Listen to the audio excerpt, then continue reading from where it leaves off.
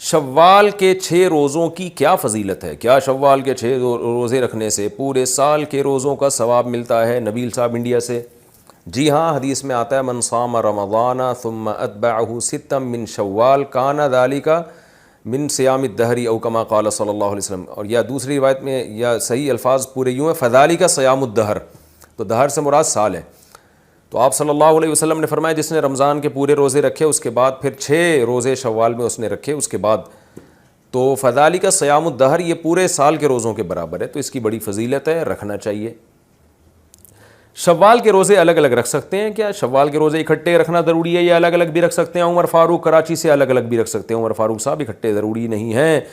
شوال کا روزہ دعوت کی وجہ سے توڑنا، میں نے شوال کا روزہ رکھا ہوا تھا، مجھے ایک دعوت پر بعض ساتھیوں نے کہا کہ نفلی روزہ توڑنا جائز ہے، میں نے توڑ دیا، کیا میرا یہ عمل صحیح تھا اور کیا مجھ پر قضا واجب ہے یا نہیں؟ محمد انور کراچی سے، بلا وجہ نفلی روزہ توڑنا بھی جائز نہیں ہے، لیکن اگر معقول وجہ ہو، جیسے دوستوں نے دعوت کی، اب آپ کا یہ ہے کہ اگر دعوت قبول نہیں کی وہ ناراض ہو جائیں گے، تو ایسی صورت میں آپ روزہ توڑ سکتے ہیں، لیکن بعد میں اس کی قضا کرنی پڑے گی، کیونکہ قرآن کہتا ہے یا ایھا الذین آمنوا لا تبطلوا اعمالکم، اپنے اعمال کو ضائع مت کرو۔